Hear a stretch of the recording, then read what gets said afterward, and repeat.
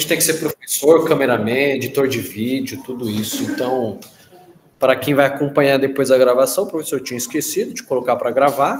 De toda sorte, uma saudação especial a você. Então, a gente está aí permeando mais este encontro, dessa vez tratando acerca dos princípios do direito contratual. Tá? Então, a gente vem numa trilha de que nós vimos lá desde o início. E aí uma pergunta que eu trago para vocês. Qual que é a natureza jurídica do contrato, senhores?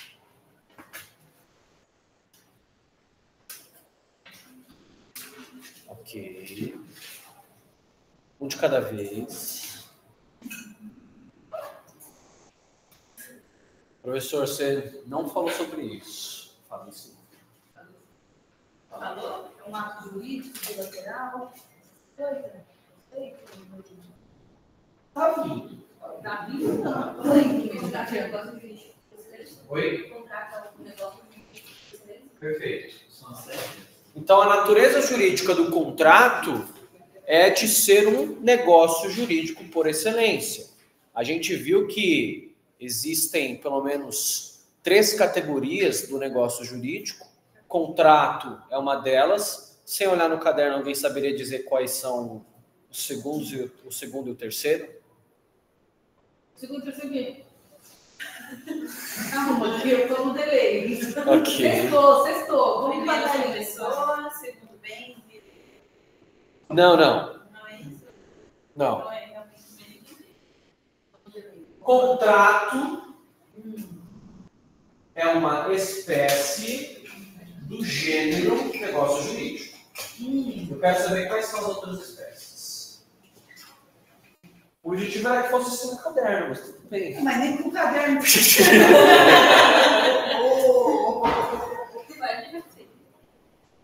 Sim, não está indo nem com o caderno. Ah, sei lá, você é um doutor, você tem que falar. Sou pago para isso, fala aí. Isso aí, vamos lá. Quais são? O segundo e o terceiro. Ô, gente, parou, ninguém anotou? Você tem que falar. Fale isso. Anote. Não. Pergunta, professor. Oi? Eu anotei. Pergunta. Não entrou ainda. Quais são as outras espécies de negócio jurídico além do contrato? Naturais e humanos?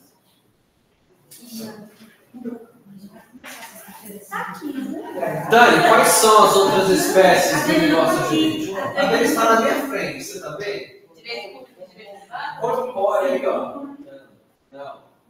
Não sei nada. Só você sabe, então vamos respondendo aí. Eu anotei por escrito, né? Na lousa.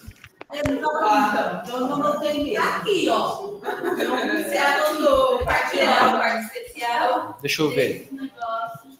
Tá por aqui. Tá vendo? Você vê de todos os aulas dele? Sim, segundo. Ah, então peraí, então eu acho que Essa daqui é uma resposta. Obrigado. Alguém anotou? Achou! aqui, ó, negócio contrato, testamento, promete comprar aqui, ó. Mas realmente eu anotei. Que bom, né? Fico feliz por isso. Mas também aula do dia 8/8. Hoje é que dia, meu filho? Professor, você falou que eu podia olhar no caderno? Falando. Pô, mas isso daqui é do primeiro ano, já tô no 5º já. Que Eu isso? vou passar também. Vamos Proteste combinar. já. Não é a única matéria, tinha já que passar. Então, né? Ainda mais que cedo. Sexta-feira não nada funciona. É só decepção, hein? Sexta-feira não vai. Tava no palco aqui, realmente. Eu fui lá. Então vejam, senhores. Outros modelos de negócios jurídicos. O testamento vocês aprenderão em direito das sucessões. Tá? Promessa de recompensa vocês aprenderam ou aprenderão em contratos civis e empresariais. Já tiveram essa disciplina? Já? Eu acho que creio que sim. Se você acha que crê que sim, imagine eu. Né? Então, aquilo que nos interessa são os contratos. Então, o nosso foco é esse. A gente viu o seu conceito, viu a sua natureza jurídica, a gente viu também a sua estrutura e agora a gente vai trabalhar acerca dos seus princípios. Tá? Quando a gente pensa em princípios, e eles estão presentes basicamente em todas as esferas do direito, a gente pensa o quê? O que são princípios, senhores? E aí a gente não falou sobre isso, então não vai estar anotado aí. Quero do conhecimento de vocês, da bagagem que vocês adquiriram até o presente momento. O que são princípios?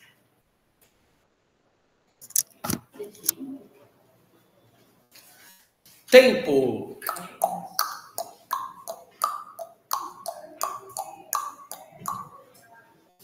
Então vejam, lá de teoria geral do direito, a gente parte de uma premissa. Eu tenho as normas, que se subdivide em regras e princípios.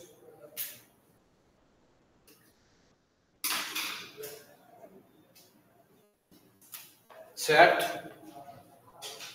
O que são os princípios? Eles são fundamentais, senhores. Nós temos princípios no direito constitucional, princípios no direito civil, princípios no direito penal, princípios no direito do trabalho, princípios da própria teoria geral do direito. Eles vão acompanhar vocês por toda a vida, basicamente. Não está acompanhando. Mas vai ter que se reencontrar em breve. Perdeu. Coloca um GPS e o reencontre. Que beleza, senhores. Vocês estão deixando a minha sexta-feira muito mais feliz. Nós vamos fazer explicando tudo direitinho, né? Contando como é que são as coisas, os regras, os princípios. Ok. Então, senhores, quando a gente pensa em princípios, nós estamos falando da estrutura, da base do direito. Aquilo que vai nortear o direito. O que é nortear? Dar o caminho, a direção. Tá? Então, de um modo geral, este que é o conceito de princípios.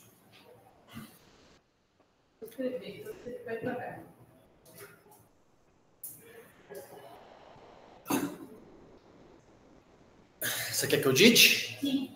Eu gosto, viu? Eu tava Você reclamando. não estava reclamando? Mas é bem interessante para mim em certas horas. Ok.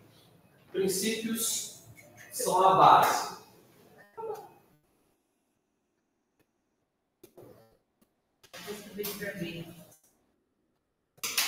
Princípios são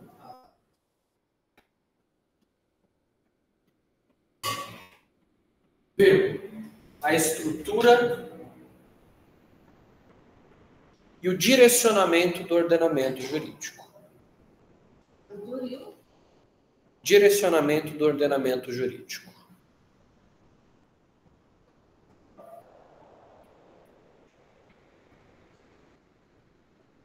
Todo esse conceito que a gente está no meio do caminho, escrever no caderno digital. Então eu escrevo no caderno. Você já tem uma companheira. Você também é de escrito?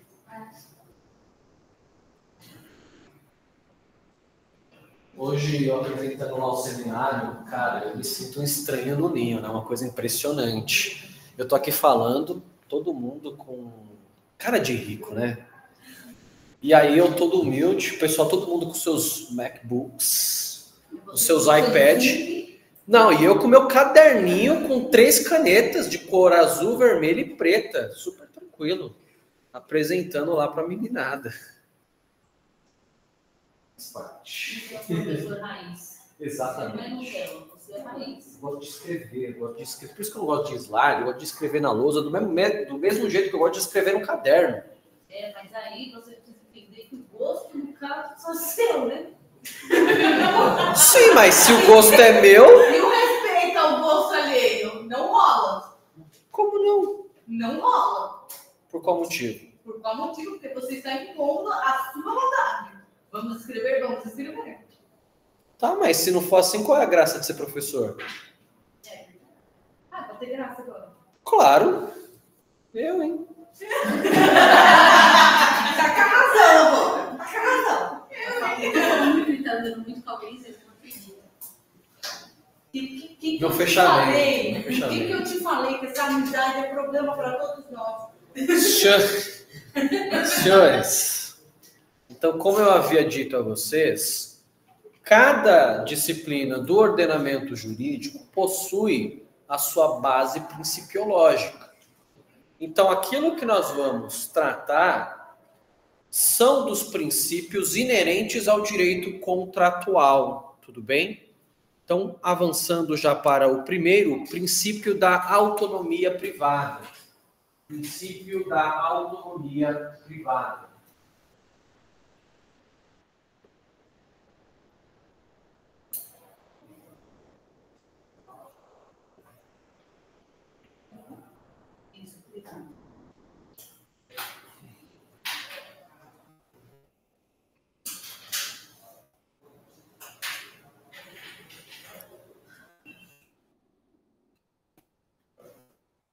Coloquem o seguinte: as partes têm a liberdade,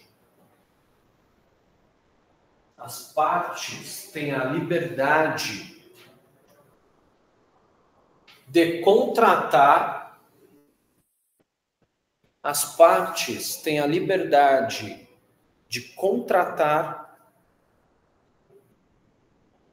e de definir as regras do negócio jurídico.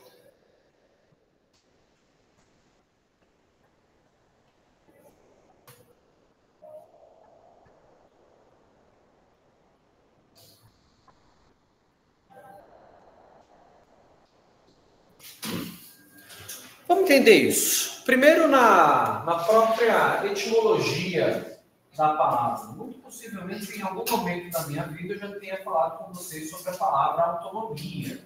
Mas se vocês não se recordam daquilo que falei há 2 semanas, quem dirá daquilo que disse há 1 ano? Não, vocês estão me dando todos os motivos para isso. É diferente. Senhores, autonomia. Tá, prova que eu estou errado, Camila. Autonomia. Por quê? Não, esse cara está muito certo. Ninguém se recorda de autonomia, do que se trata. Autonomia, se a gente for destrinchar, a gente divide em 2 palavras. Auto, aquilo que é próprio. Nomia, capacidade de criar normas. Então, quando eu falo de autonomia, independentemente da esfera que nós estamos tratando, é a capacidade que se tem de criar as suas próprias regras. E isso é basilar do contrato, pensando no modo geral, né, do contrato civil de forma ampla. Por quê? Eu vou estabelecer primeiro se eu quero contratar. Professor, eu quero contratar a prestação de serviços educacionais do Centro Universitário ENIAC. Então, por sua liberalidade, você foi ao encontro da instituição de ensino, estabeleceram ali relações às quais estariam ambas as partes submetidas, e a partir de então deu-se início a este vínculo jurídico. Professor, eu quero comprar o seu veículo. Você tem a liberdade de fazer isso. Por quê? Se eu não tenho liberdade, o que paira sobre esse negócio jurídico?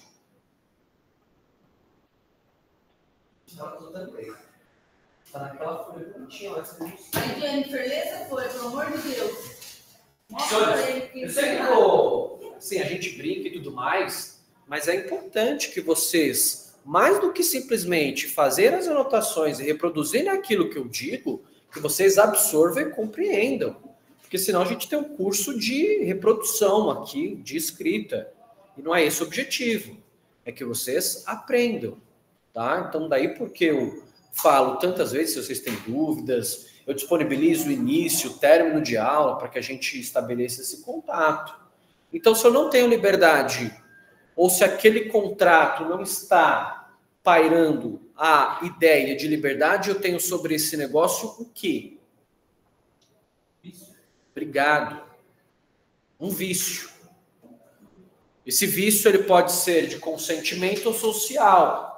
Quando eu falo de uma ausência de liberdade, via de regra, eu estou falando de um vício de consentimento. Um erro, um dolo, uma coação. Tá? Então, são elementos que podem anular o negócio jurídico e, por consequência, anular a existência de um determinado contrato. Professor, vamos partir da premissa de que não, de que está tudo devidamente ok. Aquilo que está para ser posto no contrato é de interesse única e exclusivamente das partes. Eu sempre dou exemplo, né? Letícia vai comprar minha garrafinha por R$500. Por quê? Porque sim, isso é um roubo. Você não tem nada a ver com isso. O contrato entre mim e ela tem a liberdade de efetuar essa contratação e pagar o preço que ela entender. Por quê? A autonomia. Por muitas das vezes, como a Angélica trouxe aqui o seu inquietamento, você pode ficar um tanto quanto chateado com a situação fática que você se depara, mas você não... O que, Angélica, você me tem? Não tenho direito de falar nada, porque você falou para mim. O direito ao silêncio. Não tenho legitimidade. Tá? Lá dos termos do artigo 17 do Código de Processo Civil. Então, aquilo diz respeito única e tão somente às partes. Mais do que isso, nós temos a materialização de uma coisa chamada pacta sunt servanda. Quem se recorda do que isso significa?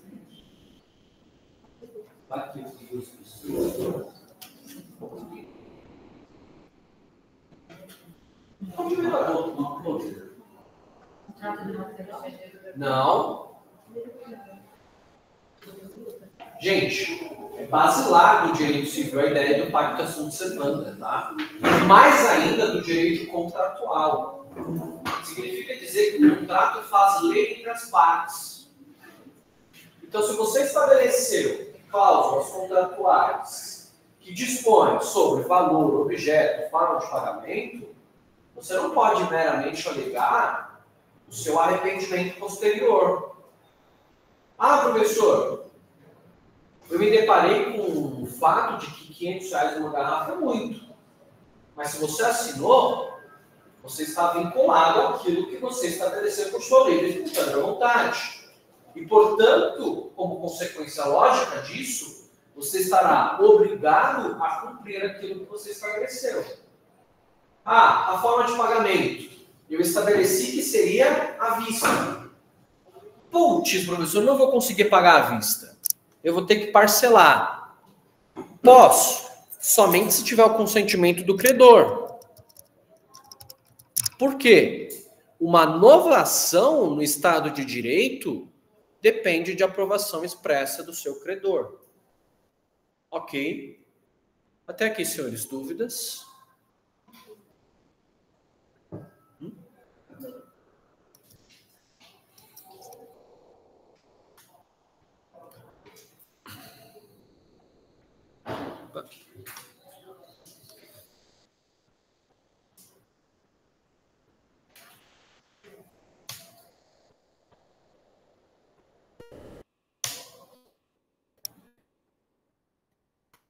Próximo princípio é chamado princípio da função social dos contratos.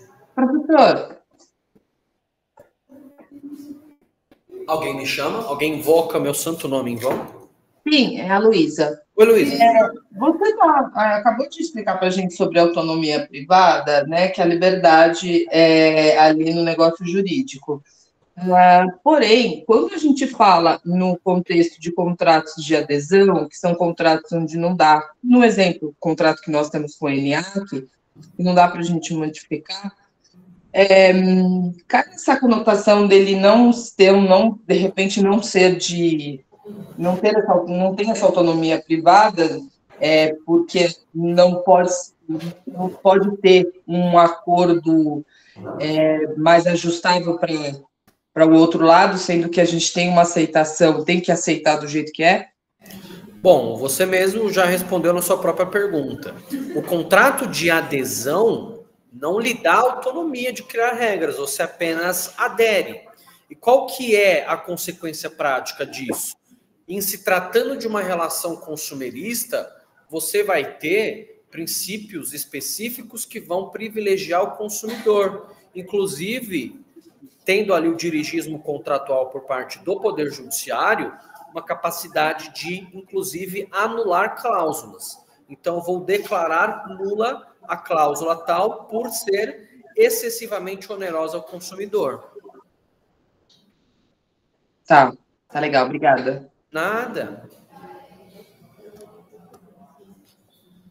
Princípio da função social dos contratos. Aí eu quero que os senhores abram o Código Civil no artigo 421. Está na sua mão ali. Artigo 421.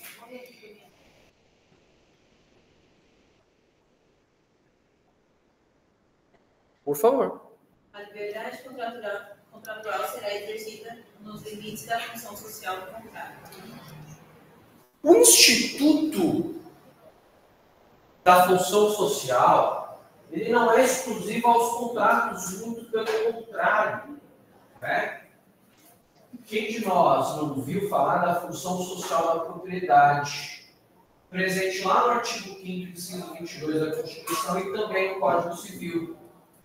Aquilo que nos interessa, a função social do contrato diz respeito que, para além de se ter a satisfação de duas ou mais pessoas, eu também tenho a sua relevância para a sociedade. Professor, como assim? Imagine que você tem um contrato de prestação de serviços. Além de satisfazer aquelas duas partes, você também tem reflexos sociais. A pessoa que está prestando serviços está recebendo uma remuneração para isso. Consequentemente, é uma pessoa a menos a pedir um benefício assistencial. Uma pessoa que está trabalhando, que está tendo renda, ela consome. Logo, ela vai também possibilitar que outra pessoa tenha renda e neste interim de uma relação jurídica em outra, você tem uma coisa chamada pagamento de impostos. Então, o Estado também vai lucrar com esta relação que existe entre uma parte e outra. Então, a ideia é que eu vou transcender a questão das partes e avançar para o social. Quando a gente pensa, e vocês estão aprendendo direitos reais, quando nós falamos da chamada função social da propriedade, a gente percebe, compreende, entende, que para além de um livre exercício do seu direito de propriedade, você precisa respeitar a sociedade ao qual você está inserido. É a chamada figura dos 3 S's.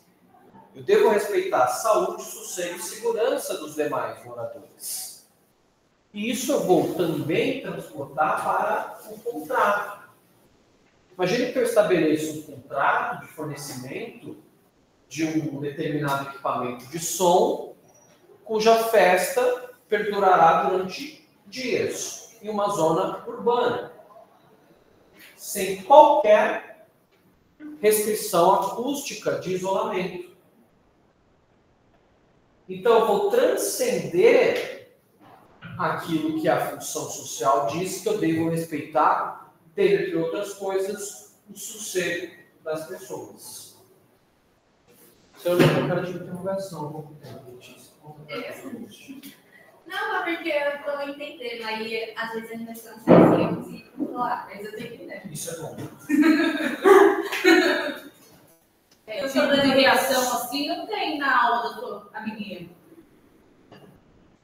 Por quê? Porque ninguém entende nada. Isso foi um pouco polêmico. Ok. Prossigamos. Princípio da boa-fé objetiva. Oi? Ah, vocês gostam, né? A hipocrisia, reclamo, porém gosto. Exato, faz parte, né? Então, eu coloco o seguinte acerca do princípio da função social do contrato, para além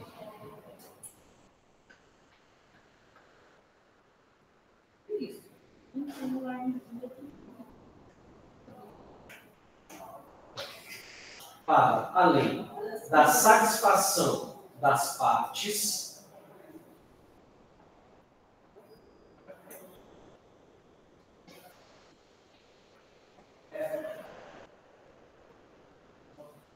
o contrato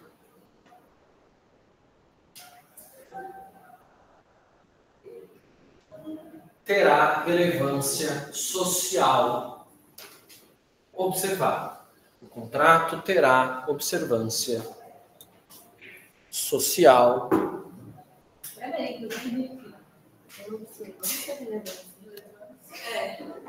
Relevância ou observância? Pera, é que eu vou ditando na hora, né? Pode ser que aconteça Então alguma vamos dar diferença. relevância. Vamos lá.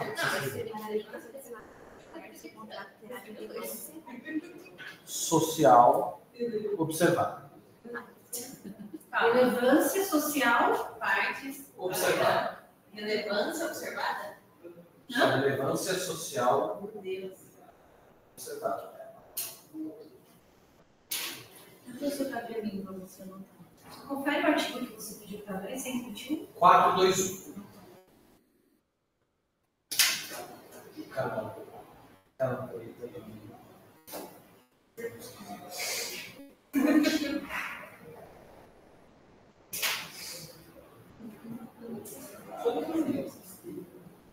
Você coloca isso aí.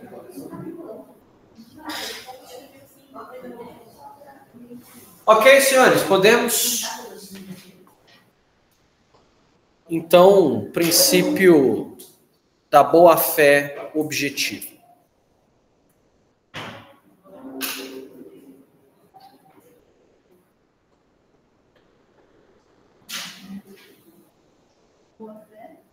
Objetivo. Vamos fazer diferente. Primeiro vocês anotam, depois eu explico. Trata-se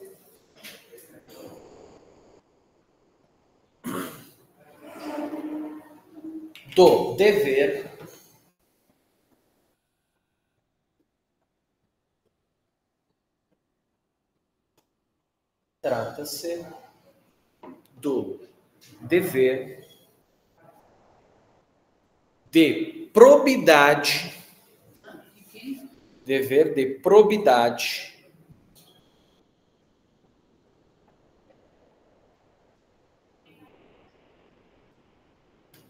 das partes.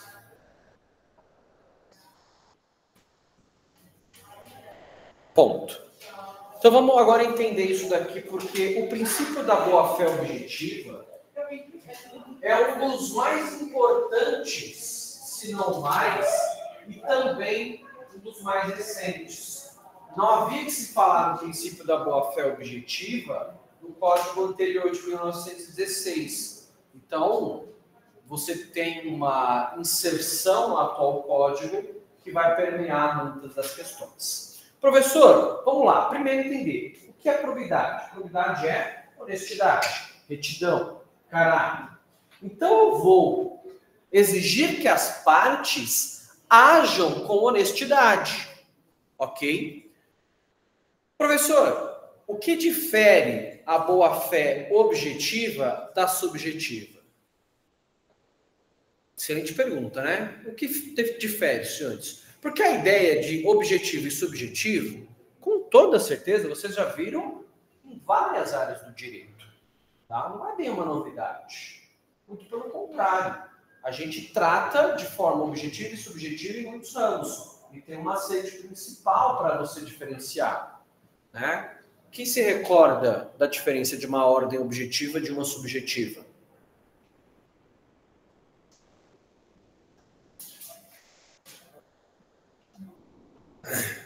Tudo isso.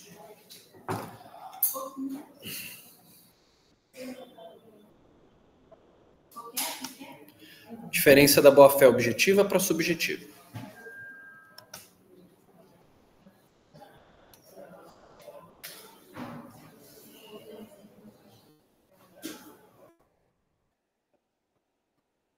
Ok. Estou... Eu não sei por que eu ainda pergunto, né? Fácil.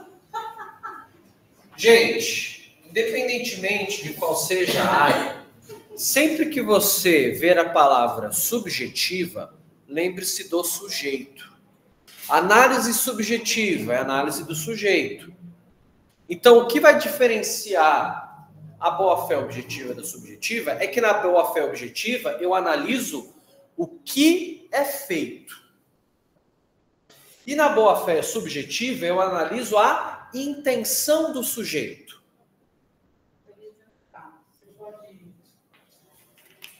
Na boa-fé objetiva,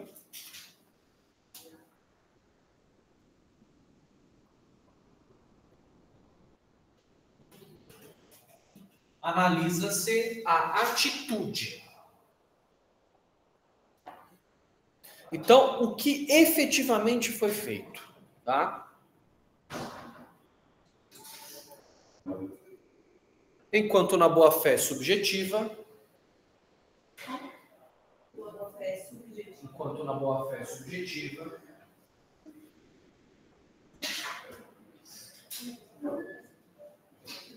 é analisada a intenção do sujeito. É analisada a intenção do sujeito.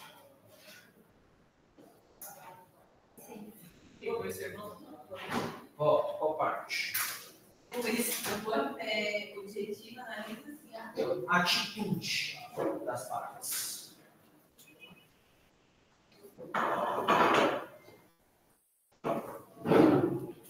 Enquanto na boa-fé subjetiva é analisada a intenção do sujeito.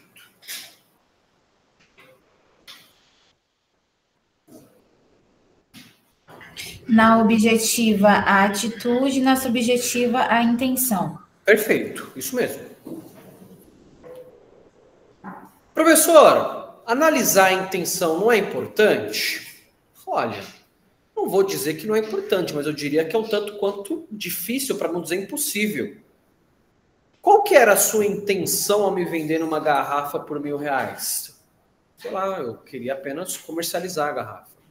Não, eu estava com boas intenções. Senhores, como diz o ditado, de boas intenções o inferno está cheio.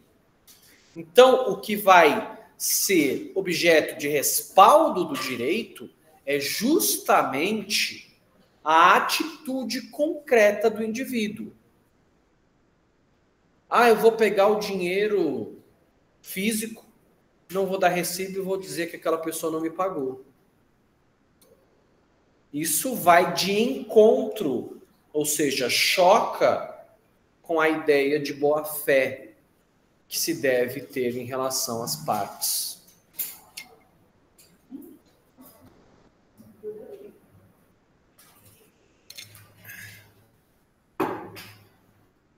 Podemos avançar, senhores? Princípio da relatividade dos efeitos contratuais.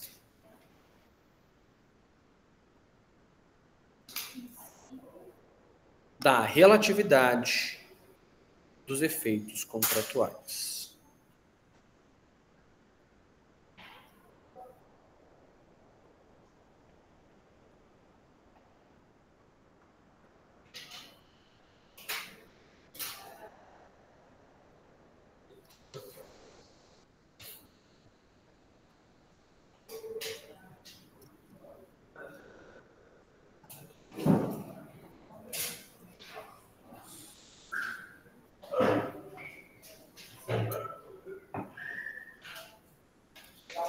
Vamos lá, o que isso significa?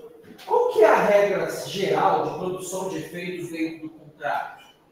A produção de efeitos interpares. Então, eu parto da premissa de que os efeitos de um contrato dizem respeito àqueles que são os contratantes. Agora, este princípio vem e fala, olha, por mais que eu tenha esta regra, eu posso ter uma exceção, em que uma parte que não compôs o contrato pode exigir o seu cumprimento. E aí, eu vou trazer para aquela pessoa a legitimidade, que a princípio somente seria dos contratantes. Aqui não é uma questão jurídica, mas de imaginação. Vocês conseguem imaginar um exemplo de um terceiro que, em nome próprio, vai pedir o cumprimento de um contrato que ele não fez?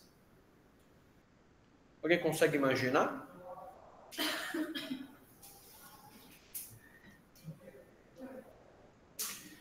Como regra, eu tenho o contratante 1 e o contratado. Os efeitos daquele contrato dizem respeito a apenas os dois, correto? Agora, em hipóteses excepcionais, ou seja, como uma exceção à regra, eu posso ter um contrato realizado entre contratante e contratado, em que um terceiro, totalmente estranho à assinatura do contrato, pede o seu cumprimento. Um exemplo de... Posso falar? Pode.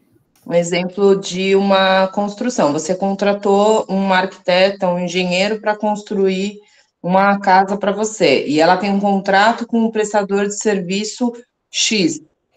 E não está tendo evolução na obra ali, por conta de alguma falta de trabalho de ambas das partes ali. E você, como um terceiro que contratou ali um serviço, não está tendo a sua obra em evolução por conta do contrato entre eles não está sendo seguido. Tá, uma boa linha de raciocínio, porém não é o caso. Aí você não teria legitimidade de cobrar deste terceirizado. Seria cobrado o contratado e ele repassar esta cobrança ao terceiro. Você falando alguma coisa, Gerson? Interveniente. É quase o exemplo dela, né? Assim, uma construtora contrata um terceirizado, né? Um contrato, e esse terceirizado contrata outros prestadores de serviço. Aí tem um interveniente que está nos dois. O interveniente, necessariamente, ele assina o contrato. Então, ele é parte. Então, não se encaixa o exemplo. Um exemplo clássico, senhores, que nós temos é o contrato de seguro de vida. Você, Joãozinho da Silva, contrata a tecnologia seguradora. Valor da pólice, R$1 milhão, em caso de falecimento. Joãozinho falece. Quais são as partes do contrato? Joãozinho e a seguradora. Só que ele morreu por consequência óbvia, ele não vai executar o contrato. Quem executa? O beneficiário da pólice. Pode ser a mulher, a mãe, o filho, a filha, o amigo, enfim. Que não assinou e que muitas das vezes sequer tinha conhecimento da existência daquele determinado contrato de seguro. Tá? Então, de forma excepcional, eu vou ter um terceiro tendo a legitimidade para se fazer cumprir um contrato que não fez parte. Dúvidas, senhores? Dúvidas? O que foi? De hater número 1 a fã número 1. Coloca o seguinte.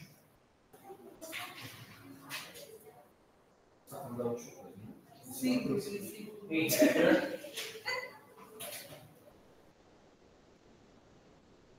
Em regra,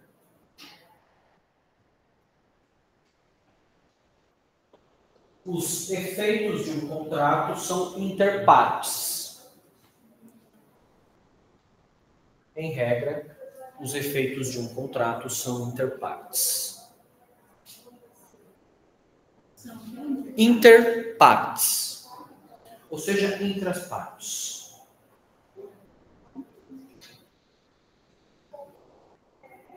Vírgula. Podendo, excepcionalmente, vírgula,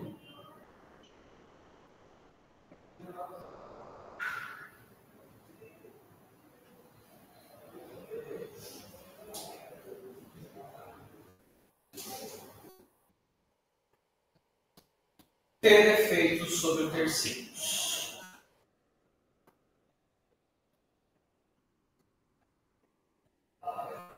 Você coloca o exemplo do contrato do seguro de vida.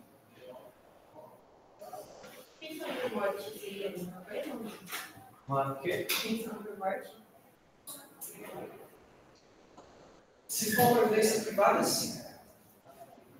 Você estabelece um contrato. Se for uma previdência pública...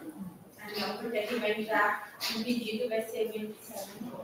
Não, o problema da previdência pública é na origem, no contrato, isso é uma posição legal. Então, a natureza jurídica inicial não é contratual, entende? Você não tem liberdade. Eu adoraria. Todo mês no contra-cheque tem desconto de INSS. Eu adoraria que não tivesse. Mas eu não posso.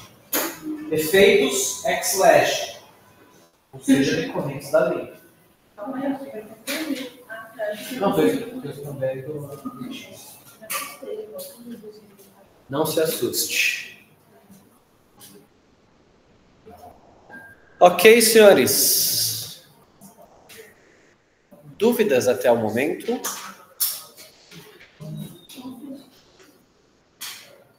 Próximo tema. Então, a gente encerrou a parte principiológica, tá? Então, novamente, a sua caneta vermelha vai colocar formação do contrato. Tá valendo.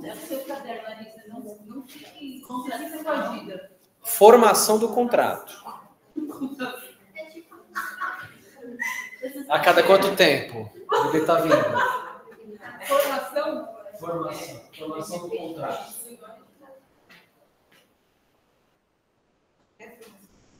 Formação do contrato.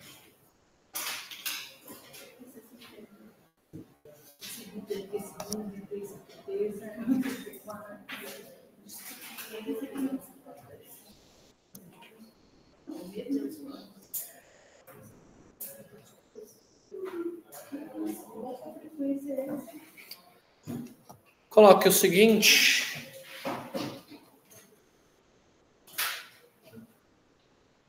A formação do contrato. Formação do contrato.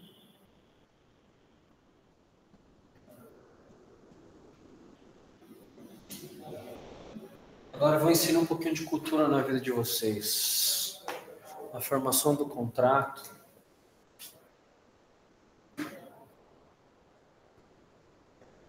Dar-se-á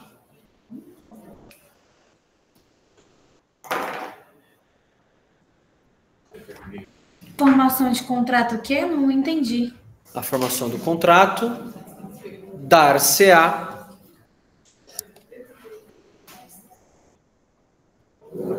é uma forma mais bonita de se falar, se dará, tá? Dar-se-á observando 4 fases.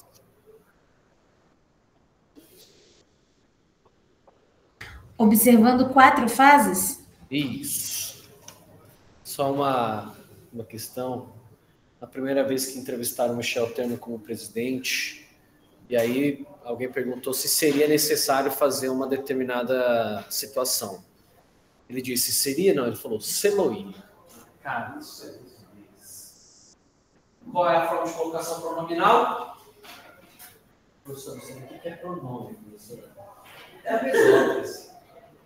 E o pronome vai no meio da palavra. Se difere da ênclise, que se dá ao final, e da próclise, que se vem antes. Diabetes de língua portuguesa ficará com muito orgulho se vocês lembrarem disso. Diabetes. Diabetes? É a figura que representa a sua professora de língua portuguesa.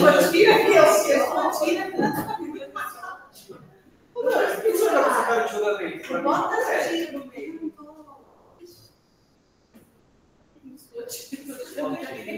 Eu entendi. Diabetes.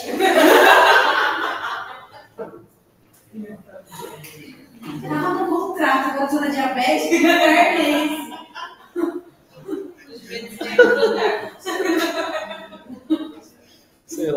contrato de Vai ter. prestação de serviço médico, né? Eu também entendi diabetes. Oi? Também entendi diabetes. Gente, é aquilo que eu sempre falo, né? Talvez eu precise passar no fono ou vocês no otorrino. Talvez os dois.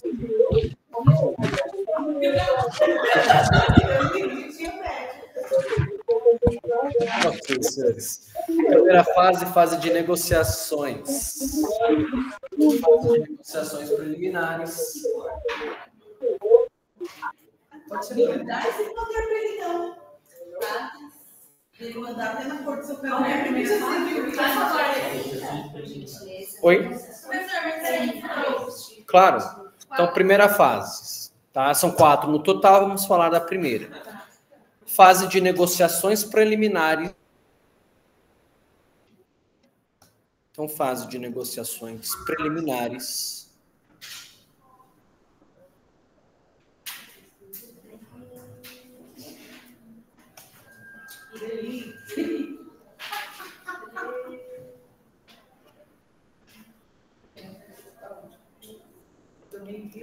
Ou de pontuação, tá? Você pode usar esse termo entre aspas. Pontuação. É com U. Pontuação.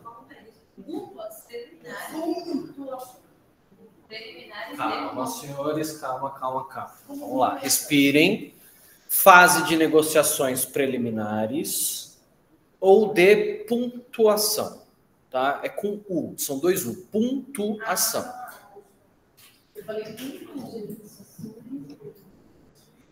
Ou de pontuação.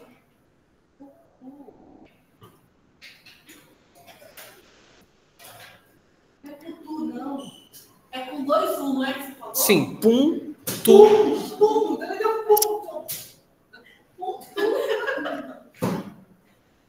Eu sou pago para isso ainda, né? Então eu tô feliz. Mas você faz a vida das pessoas.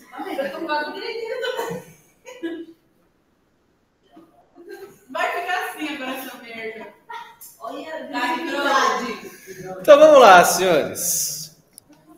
Nessa fase, eu tenho uma total liberdade para que as partes estabeleçam aquilo que bem entenderem. Ah, eu quero vender por 500. Professor, isso vale 10. Eu falo, não, então pelo menos 200. Professor, eu pago 50. Vamos fazer o seguinte, nem eu nem você, R$100. Tá bom. Nós estamos negociando. Quando eu faço esta negociação, até que haja o aceite, eu não tenho qualquer vinculação. Tá? Eu estou negociando, baixa um pouco mais. Você aceita por 500? Eu aceito se você abaixar um pouco. Então eu vou abaixar para 495. Quer dizer que aquela pessoa aceitou? Não. Eu estou ainda em negociações para que efetivamente eu estabeleça um termo comum que seja bom para ambas as partes. Tá?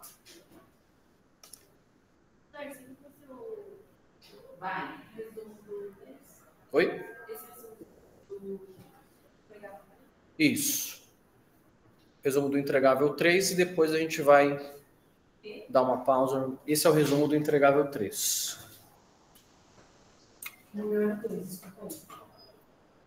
Mas e o 2 de qual vai ser? Lembra que ele falou que não? Qualquer dia vocês vão me deixar meio doido.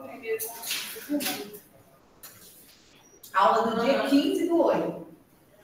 A gente está na nossa quarta aula, né? Eu sei que eu tava, mas eu tinha entendido que esse daqui, aula do dia 15, era pra usar no 1. Não, ele falou que poderia usar na aula 1 ou no 2. No 2. Eu achei que esse era o número 3. Isso que eu sei. O do primeiro. Tu não fez isso não, né? Sim, roubou, cara. Esse aqui não tem coração. Vai lá, Sério? já é mais seguro que o roubou nada. Já era, perdeu mal. Eu coloquei o 2 no dia 15. Eu posso colocar agora do 2 no primeiro, então? Pode. Tá.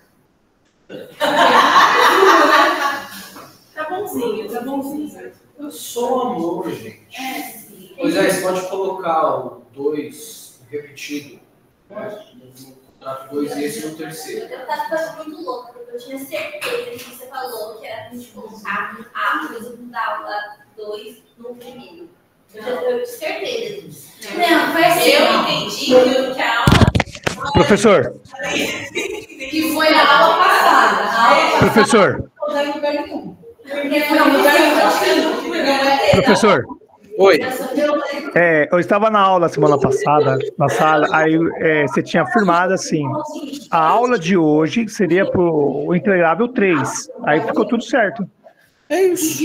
Mas é isso. Porque a penúltima aula você falou que era do entregável 2. Tá, mas é isso mesmo que eu tô falando. A aula certo. de hoje é pro integrável Essa 3. aula de hoje é para o 3. Normal. Só que a gente vai pegar o 2, né? Você já tá indo muito abusadinho. Calma aí. Então, por isso que depois dessa a gente vai dar uma pausa, entendeu? Não, você não tá dando pausa porque você fez. Professor, uma sexta-feira, professor. Por causa da reunião dos professores, depois volta ao normal. Gente, graças a Deus, mentira. Não. Menos 2. Menos 3 pontos, Dani. Qual é o seu nome mesmo? Juliana. Vou lembrar disso com muito carinho. Você nem corrigiu o primeiro ainda, vai, para. Não corrigi mesmo, motiva mais. Podia corrigir, né? Porque já vamos entregar o terceiro. Falando disso, mas não chama. Diga. A gente vai entregar o segundo. Deixa eu louco. Não, ó. Então, a gente vai entregar o segundo que já tem que ir. Eu vi quando vocês contaram mesmo. Certo? Eu vi sem a capa. E pode continuar assim ou faz. Para mim, a disciplina dos integrados é indiferente. Não entendo com isso. Podemos, senhores, voltar, depois vocês...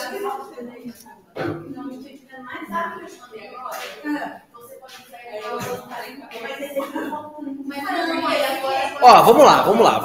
Vamos organizar esse rolê aqui. Esse rolê já tombou esse rolê. Até agora, nós já tivemos 4 aulas. Essa é a 5ª. Para os 2 primeiros entregáveis, tanto faz qual resumo vocês vão colocar. Tudo bem? Sim. Tudo ótimo. Então fica a critério de vocês. Mas, a partir de hoje, é o entregável. Se ligar também, resumo pode, é isso? Não. Dia 15 e esse agora dia 21. E, obrigatoriamente, esse de agora vai para o entregável 3. Então, estamos... Senhores, mais uma vez eu peço, tá? Não achem que eu sou idiota, né? Há vezes em que eu tenho que mostrar o meu documento para provar que eu não nasci ontem. Não foi da turma de vocês, tá? Eu estava corrigindo uma outra turma em que a pessoa não colocou o que eu pedi. E ela colocou um resumo de uma aula que não era a minha. Muito provavelmente ela falou, professor, não vai ver. E por que eu digo isso? Porque ela colocou a capa com o nome da minha disciplina, com o meu nome, só que o contrato não era o que eu pedi e o resumo não era daquilo. Pra vocês terem uma ideia, o contrato que ela postou, essa pessoa, foi um contrato de prestação de serviços, que não era o que eu tinha pedido, e um resumo de direito de família. Você não levou em consideração porque ela fez o resumo, né? Zero. Não importa da onde que ela tirou. Zero. Ela escreveu, cara. Zero. Eu leio, senhores. É por isso que eu demoro para corrigir. Aí o cara acha que ele vai e fala assim, mano, ele não lê, eu tenho certeza, meu. Eu vou ler. As palavras aqui no trabalho, você tá lendo. Se você colocar uma receita de pamonha, eu vou ver. Eu vou colocar umas palavras perdidas no trabalho. Receita não, mas disciplina de outra coisa, de um ano atrás, de um reaproveitamento, isso é direto. É que nem terça-feira, toda semana tem uma. tá? Então, avançando, senhores. Segunda fase. Fase de proposta.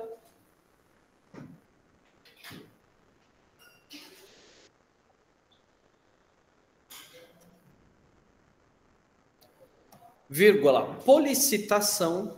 Quem? Policitação.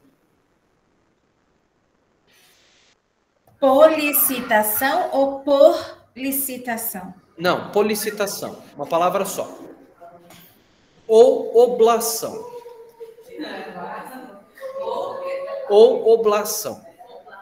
Isso. Ô, professor, só voltando, a fase 1, ela é uma fase de negociação, né? Não tem nada decidido, de acordo com as decisões, a gente passa para a segunda fase. Perfeito. Senhores, prestem mais atenção no que eu digo.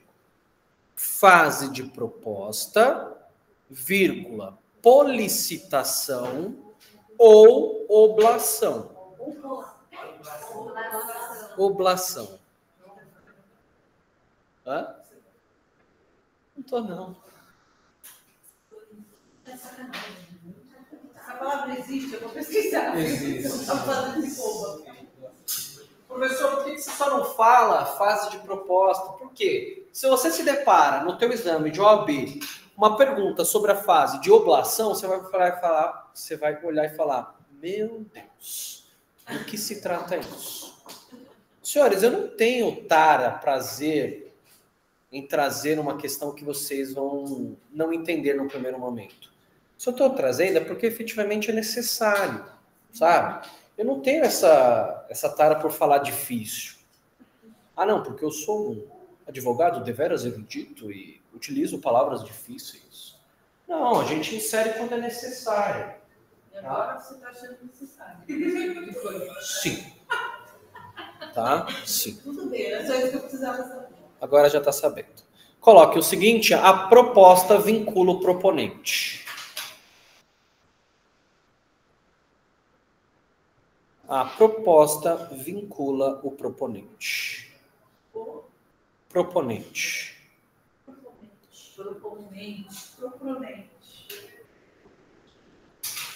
Eu preciso marcar com a foto. Vamos fazer um compromisso aqui, vamos fazer um pacto. Eu marco com a foto, vocês cotovelo, tá todo mundo bem na próxima. Não, porque eles vão tradução embaixo. Ai, alguém viu? Ela falou. A proposta vincula o proponente. Ela falou isso. Eu quero que vocês abram no artigo 427 do Código Civil. 427. Aí, eu estou fazendo jus ao investimento que vocês fizeram. Muito obrigada. É, porque eu cumpri 100 e nunca vi. 400 e quê? 27. Vou começar a fazer. Não vou não. Pode ler? Pode. A proposta do contratado obriga o contrato. É porque é muito pequeno, não sei se você fala porque eu nunca perguntei. A proposta do contrato obriga o proponente, se o contrário não resultar dos termos dela, da natureza do negócio ou das circunstâncias do caso. Então vejam, eu faço o seguinte, olha gente, eu vou fazer uma proposta. Se vocês responderem a forma como eu quero uma pergunta que eu fizer em sala de aula, eu te dou 1 ponto na média. Aí você responde. Aí eu falo, não, mas espera, a pergunta foi muito fácil. Proposta vincula o proponente. Não se apega a esses detalhes. Então vejam só. Quando você faz uma proposta, saiba que você está obrigado a cumprir. Por quanto que você faz essa prestação de serviços? R$ 2.500. Aceito. Vou para casa, reflito e penso, caramba, R$ 2.500, puta, cobrei mal. Ó, seguinte, na verdade são R$ 3.500. juridicamente falando, problema seu, você vai ter que fazer o serviço por 2.500. Porque a proposta vincula o proponente. Não ali tem a oportunidade de desistir. Por quanto que você vende o seu carro? 50 mil reais. Cara, tá muito abaixo da FIP, vou comprar. Putz, consultei aqui o meu primo, meu tio, meu papagaio falante, ele disse que é muito pouco. Lamentamos. Você vai vender o seu carro por 50 mil reais. Tá? Dúvidas? Não. Proponente é aquele que propõe. Exato.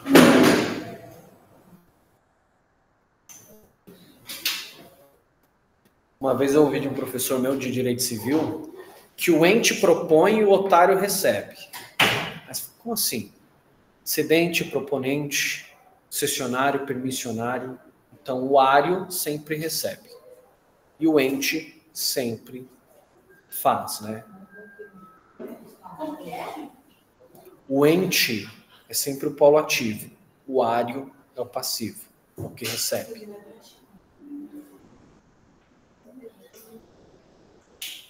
Compreendendo, senhores?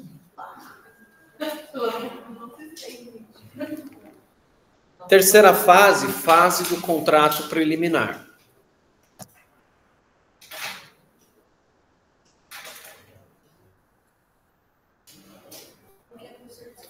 Fase do contrato preliminar.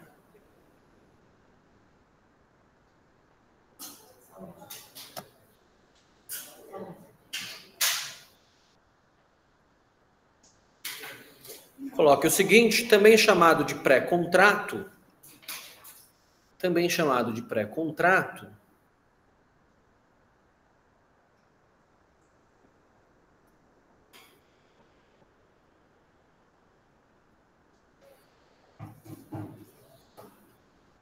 estabelece regras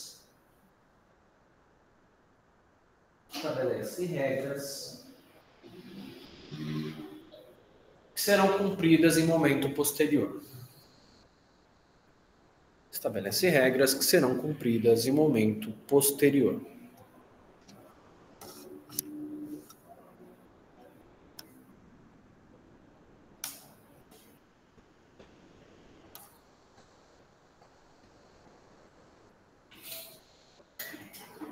Professor, é um contrato para dizer que eu vou fazer um contrato? Sim. Exemplo. Vários. Um legal.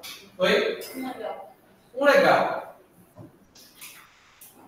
Quem, além de mim, tem bom gosto e torce para o Santos Futebol Clube? Ah, só você, coitado. Professor Guido.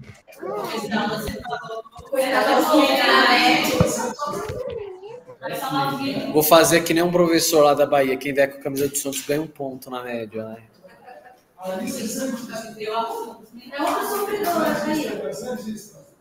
Minha solidariedade, estaremos juntos, mas hão de chegar os dias de glória. Nem o Neymar chegou de novo, então imagina isso aí, né? Vai chegar. Talvez seja isso que esteja faltando. Ah, coitado, não, né? Senhores, brincadeiras à parte, a figura do pré-contrato no futebol é muito comum. Sempre que um jogador de futebol está a 6 meses de terminar o seu contrato, ele pode assinar um pré-contrato. Em que você estabelece, olha, daqui a 6 meses eu fecho com o teu time. Tá? Professor, dá um exemplo civil do pré-contrato. A promessa de compra e venda. Eu não sei se vocês sabem, mas o imóvel, para ser vendido, ele precisa existir. Qual que é a solução jurídica, então, para você vender um imóvel na planta? Um pré-contrato.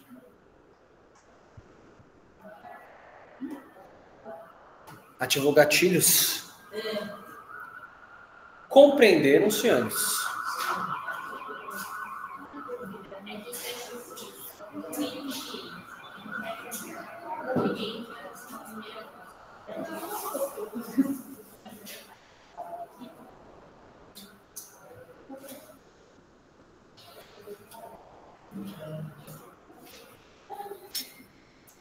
Ok, senhores.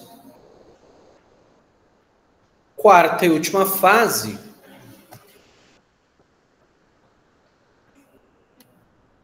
é justamente a fase de contrato definitivo.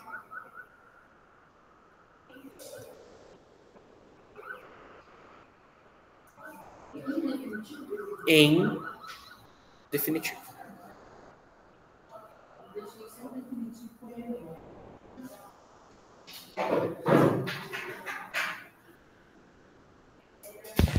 Professor, Oi.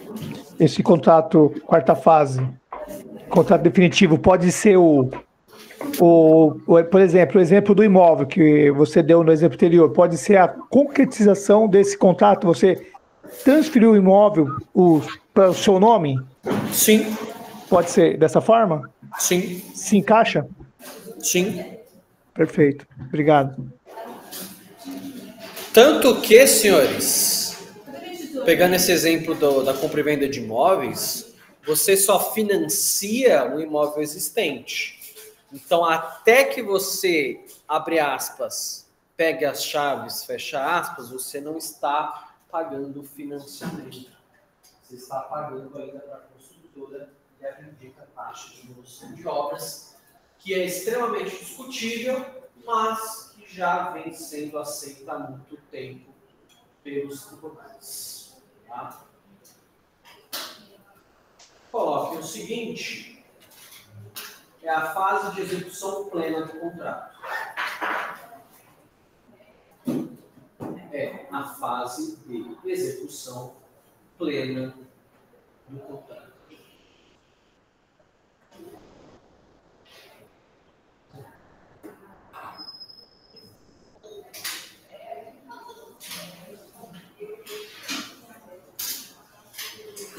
Senhores, é nessa fase que efetivamente as coisas vão acontecer. Ah, eu tenho um contrato de trato sucessivo. Então, ele vai se renovando período por período até que as partes assim desejem. Ah, eu tenho um contrato com um termo pré-estabelecido. Então, você vai me prestar serviço até a data tal. Ah, um contrato instantâneo. Comprei, paguei, levei, acabou por aí. Tá? Então, nós vamos ter a entrega da coisa. A gente falou sobre a entrega da coisa? Falamos, né ou não? Falamos ou não? Não? Então, dentro ainda desse contrato definitivo, abra um tópico e coloquem o seguinte: aperfeiçoamento do contrato. Eu pergunto porque agora, senhores, eu estou com 9 turmas diferentes. Então, imaginem só. O quão animado não é. E todas é assim, essa mesma dinâmica, fadinho, cadelinho. Aperfeiçoamento do contrato. Porque eu perguntei se tem andar desse caderno e manda da fora você. Preto. Mas quando você tem Texto. Título, vermelho. Tópico, preto. Texto, azul. Ah, meu filho, aqui tem roxo, tem rosa, tem vermelho, tem azul. Ai, que peguei. Tá bonito, rosa. Aqui tá colorido. Professor, você já está partindo para um novo tópico, né? Não, é dentro do contrato definitivo. Tá? Tá. Isso mesmo.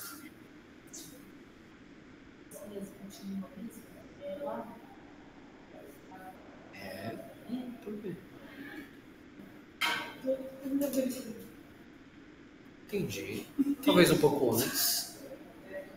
Não, aí você tem muita certeza, porque senão eu vou, né? Com certeza é só morte mesmo. Mas ninguém vai morrer agora, com certeza. De preferência, né? Senhores, vamos lá. Vamos falar sobre esse aperfeiçoamento aí do contrato. Então, eu tenho regras distintas para que um contrato se aperfeiçoe. Como que um contrato vai se aperfeiçoar? Então, eu analiso obrigatoriamente os objetos das obrigações. Quais são os possíveis objetos de obrigações?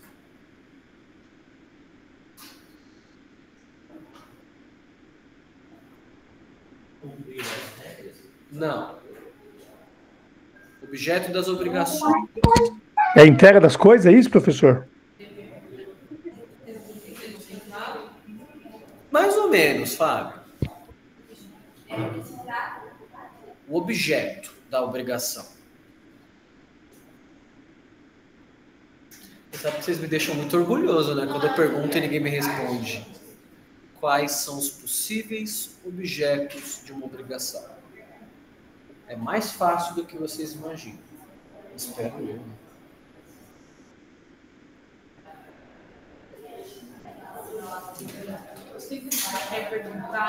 Quem acertar ganha um ponto entregável 3. Quem acertar, você errar. É a conclusão do objeto do contrato. É o quê? A conclusão do objeto do contrato? Não. É, exatamente. Dá pra colar. Eu não consigo ter o controle do online. Quais são os possíveis objetos de uma obrigação? É dever e fazer, professor? Para o online não vale. Ah, professor. Oi? Mas é isso, professor? Ou não?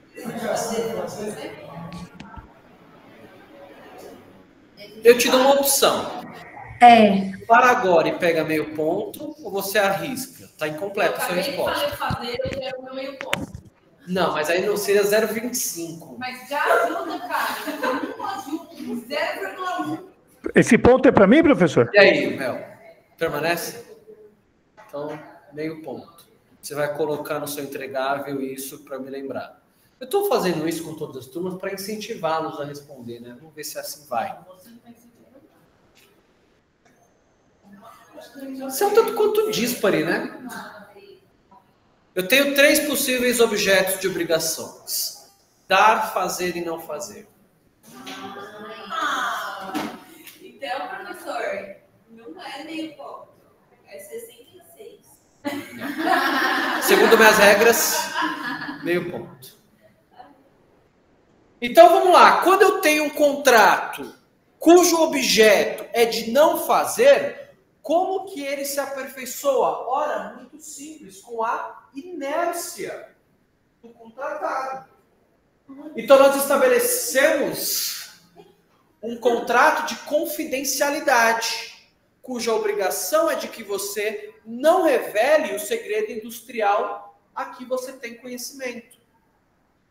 Então, o aperfeiçoamento se dá na inércia constante. Eu não queria escrever, mas fala aí. Vamos lá. Então, o aperfeiçoamento. Coloca o seguinte. O aperfeiçoamento observará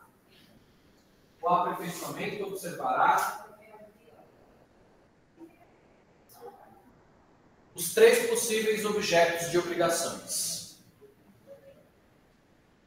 O aperfeiçoamento observará os 3 possíveis objetos das obrigações. Vírgula, quais sejam, vírgula.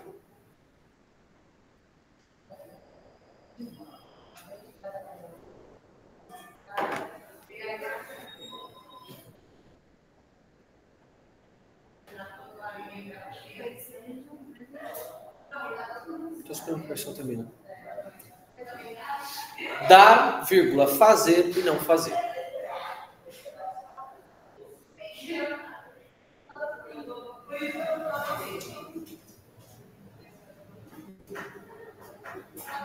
Professor? Então, voltando no terceiro. A preliminar, a gente pode colocar como exemplo o contrato imobiliário antes da concretização, da entrega. Taranã. O quarto, a gente pode colocar como exemplo a concretização desse recebimento do imóvel quando pronto. Perfeito. No exemplo que você trouxe imobiliário, sim. Tá. Aí, dentro disso, a gente tem aperfeiçoamento do contrato, que vai observar esse dar, esse fazer e esse não fazer. Isso. Tá bom. Grata. Nada. Então, dar, Professor, fazer. Oi, Fábio. só um exemplo, só para mim entender melhor.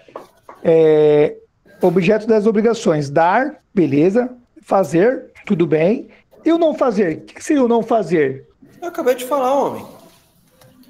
Você assina um contrato de confidencialidade, em que você não pode revelar o segredo industrial daquela empresa.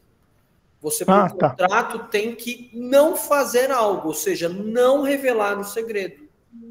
Um exemplo desse contrato é quando um sócio de uma determinada empresa não quer se revelar. Seria um exemplo? Não, aí seria um sócio oculto. Tipo um sócio anônimo? Isso, tipo isso. Não. A ideia desse contrato aqui é de não revelar algo. Então, você sabe o ingrediente da Coca-Cola, você não revela. Você sabe o ingrediente do bolo Sodier, você não revela. Você sabe como que aquela máquina produz aquele determinado produto, você não revela. Entendi. Ok? Então, a ideia do aperfeiçoamento do contrato de obrigação de não fazer, ok? Sim? Fazer. Oi? Não fazer.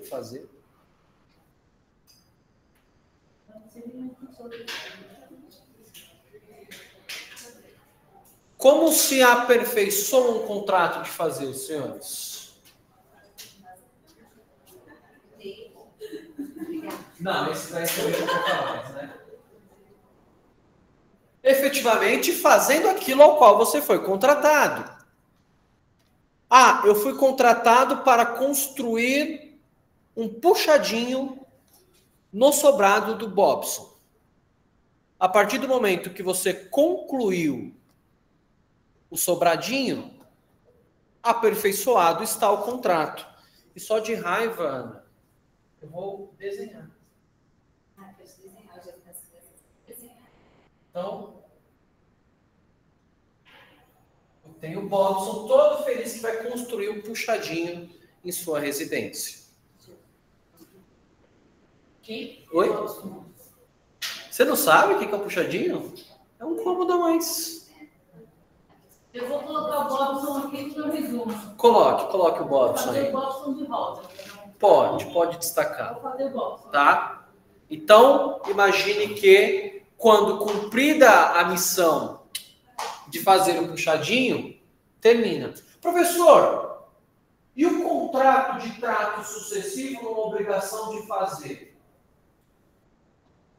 Quem poderia pensar um exemplo? A Dani que olhou e ela só se confirmou, ela só se conformou, né? Tipo, cara, não. Só vou pôr, porque o espírito já foi embora para frente. Eu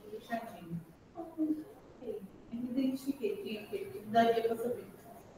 Gente, num trato sucessivo quer dizer que ele vai se aperfeiçoar ao longo do tempo. Exemplo clássico, senhores, quem limpa o ENIAC não são funcionários internos, são terceirizados. Então, o Centro Universitário ENIAC contrata uma empresa, cuja obrigação de fazer é providenciar a limpeza do prédio. E isso é de trato sucessivo, porque se todo dia suja, todo dia limpa. Então, ele vai se aperfeiçoando ao longo do tempo, tá? Então, dita tudo isso que você falou.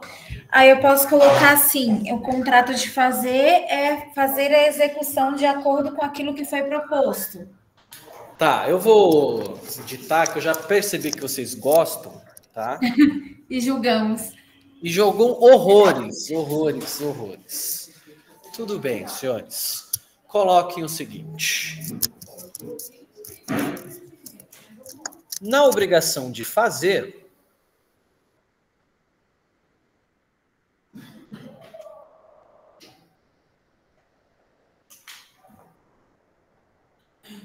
O contrato se aperfeiçoa. O contrato se aperfeiçoa.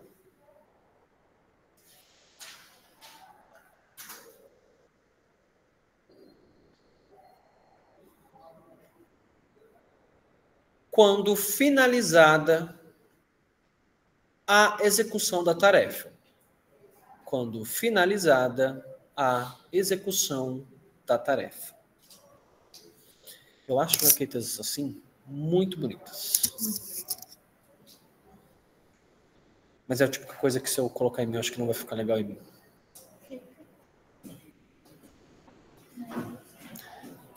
Vírgula, exceto quando...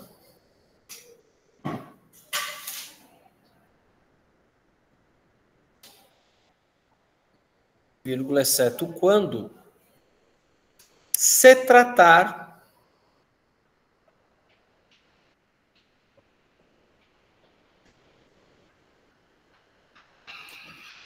de um contrato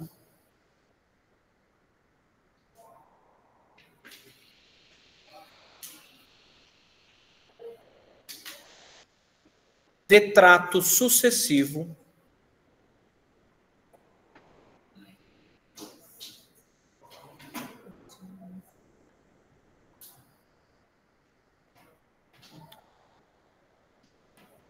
situação em que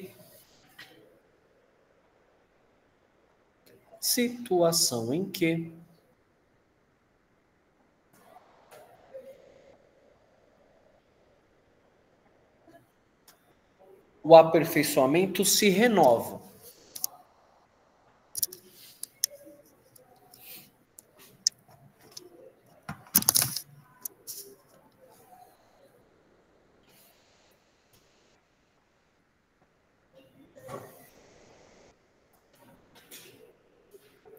Ponto.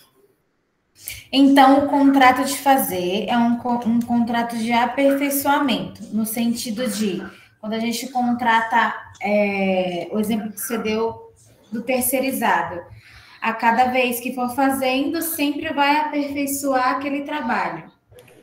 Cuidado com as suas premissas. Aperfeiçoar significa finalizar, observando a sua finalidade precípua. Tá? Certo.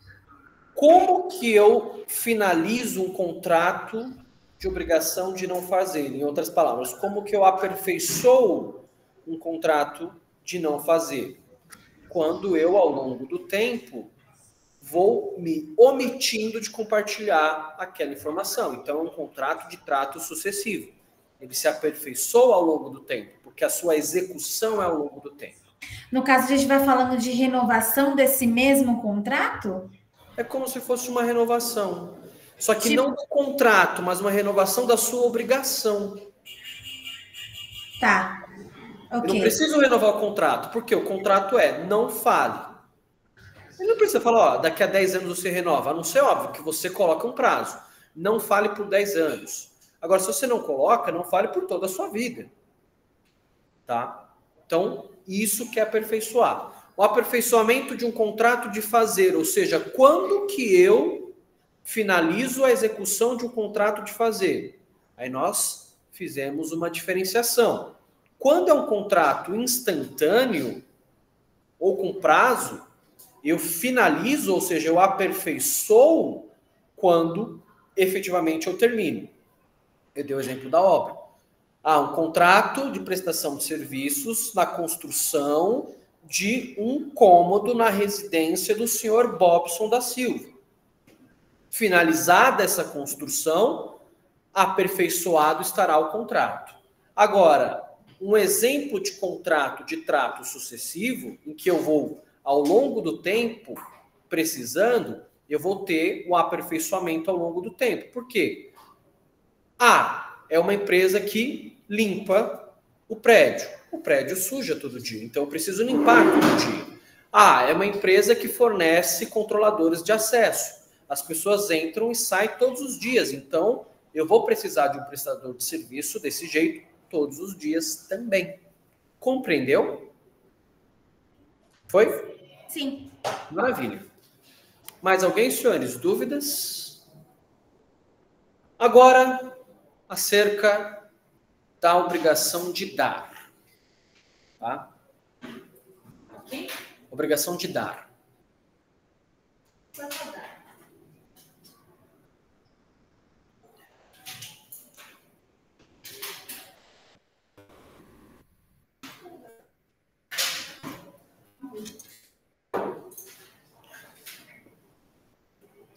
E aqui, senhores, pouco importa, tá? Se eu vou dar coisa certa ou incerta. Porque, no fim do dia, a coisa incerta transforma-se em coisa certa em um dado momento. E aí é uma discussão que não recai para essa aula. Então, apenas a obrigação de dar uma coisa. Pouco importa se ela é certa ou incerta. Não, eu estou explicando só. Eu estou falando. Né? Então, vejam. Quando eu vou dar uma coisa, eu vou partir da premissa de dar uma coisa corpórea. Porque a coisa incorpórea também é objeto? Sim, claro. Né? Imagine que eu tenho uma obrigação de dar a você uma carteira de criptomoedas. Tá? Então, para fins de direito, isso é um contrato válido de uma coisa incorpórea. Então, tudo certo. Mas vamos focar nas coisas corpóreas. E dada a sua origem do bem, então eu tenho regras distintas de bens móveis para bens imóveis. Então coloquem aí, antes que vocês me falem. O aperfeiçoamento da obrigação de dar.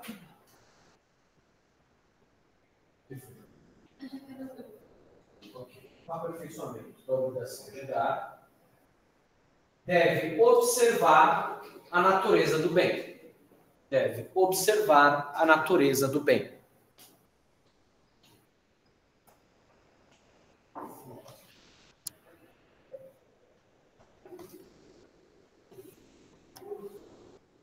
Ponto? Então, na obrigação de dar,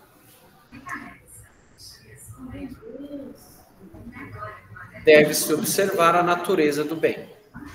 Então, se eu quiser dar uma casa, um móvel, Calma, respira. Eu não terminei nem de ditar, quanto mais de explicar. Ah, tá, desculpa. Aguenta o coração aí. Então, na obrigação de dar, deve-se observar a natureza do bem.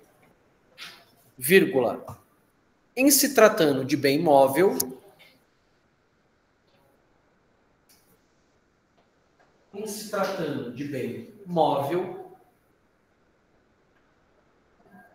o aperfeiçoamento se dá em se tratando de bem móvel. O aperfeiçoamento se dá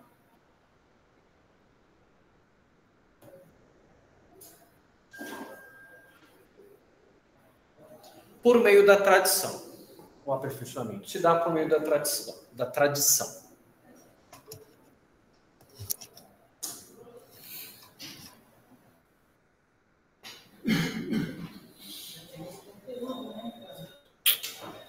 Enquanto para bens imóveis,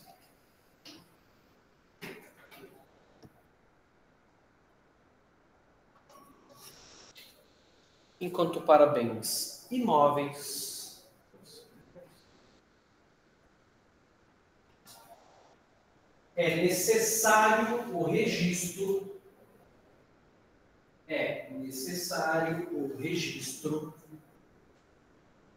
do título traslativo. Registro? Do título traslativo. De quem? Registro do título traslativo. Traslativo. Isso.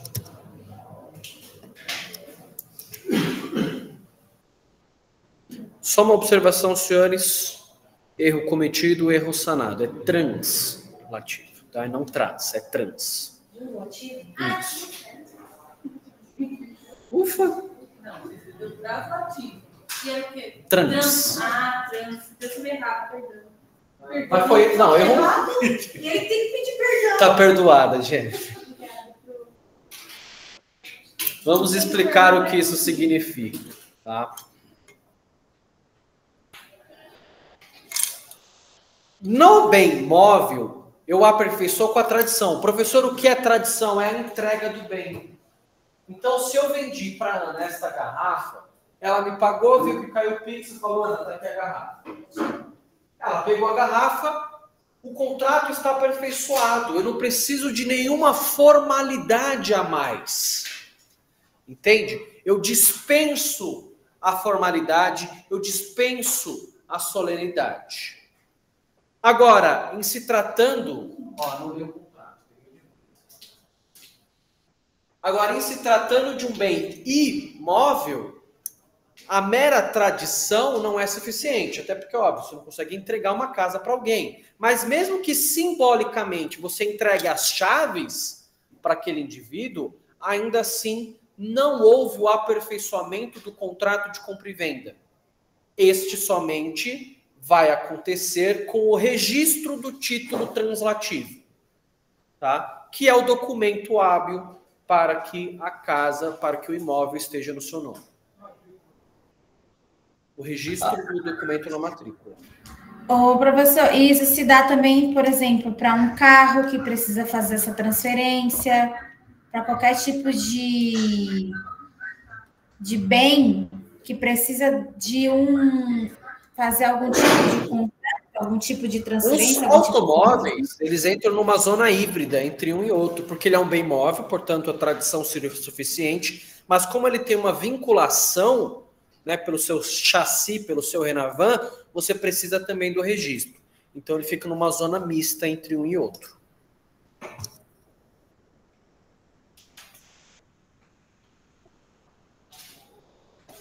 Dúvidas, senhores? Dúvidas? Então era isso que tínhamos para tratar no encontro de hoje. Mais uma vez, nós tivemos 4 encontros. Os 4 encontros podem ser utilizados para os 2 primeiros entregáveis. Professor, eu coloquei o 1 e o 2, não importa, tá? O não fazer? Eu coloquei, falei lá atrás. Professor, realmente está faltando não fazer.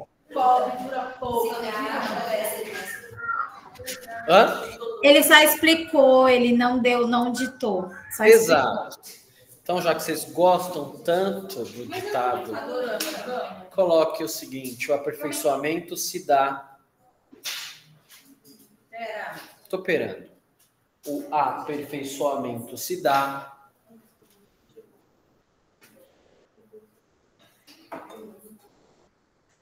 pela inércia do contratado. O aperfeiçoamento se dá pela inércia do contratado. Agora o caderninho de vocês está bonitinho. Muito obrigada. Tenham uma boa sexta. Até 15 dias. Você mentiu para mim, agora eu vou poder esquecer até 21. Eu vou ficar muito triste em não vê-los na sexta que vem. Mandaremos uma fotinha para vocês cada um. Justo, justo. Vou levar para o meu terapeuta isso. Senhores, quem quiser falar comigo, estou à disposição. Quem não, um bom descanso. Tchau.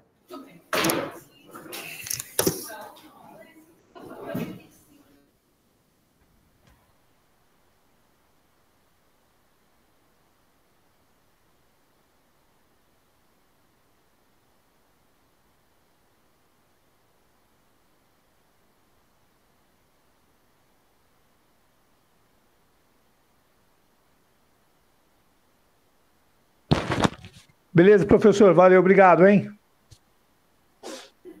Tchau, Fábio. Um abraço. Valeu, tchau, tchau. Depois absorver bastante coisa. Até a próxima. A próxima estarei aí, com certeza. Boa noite, professor. Obrigada aí pela matéria. Muito aproveitativa. Elisângela, bom descanso. Obrigada.